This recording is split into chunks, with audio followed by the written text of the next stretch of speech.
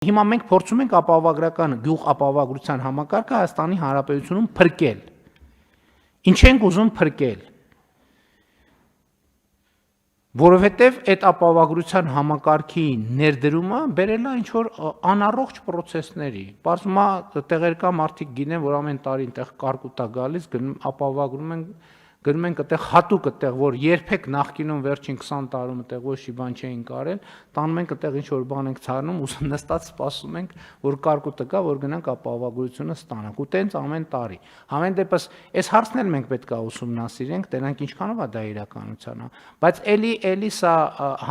սոցիալ-հոգեբանական խնդիր է, կրթական խնդիր է, աշխատանքի նկատմամբ վերաբերմունքի խնդիր է, պետության նկատմամբ վերաբերմունքի խնդիր է, բարեփոխման նկատմամբ վերաբերմունքի խնդիր է, սա լուրջ խնդիր է, որի հետ մենք պետք է բան անենք, առնչվենք, մենակ այդ չի, մենք պետք է գնանք եւ մարդկանց հետ խոսենք, մենք այդ խնդիրները, որ դռնփակ նիստերում, դռնփակ ոչ թե գաղտնի, այլ աշխատանքային մեր process-ներում քննարկել ենք, ինչա տեղի ունեցել, պետք է գնանք մարդկանց պատմենք, որ իրանք իմանան, ինչա տեղի ունենում, որ մի հարևանը մյուս հարևանին նկատելիս այդպիսի բան ասի մի արա, որովհետև դրանով դու իմ բանն էլ ես, իմ աշխատանքն էլ, իմ զարգացումն էլ ես դնում հարվածի տակ։ Եվ սա շատ կարևոր հատված է։ Հա, այս տարի էլ մենք կգլորենք։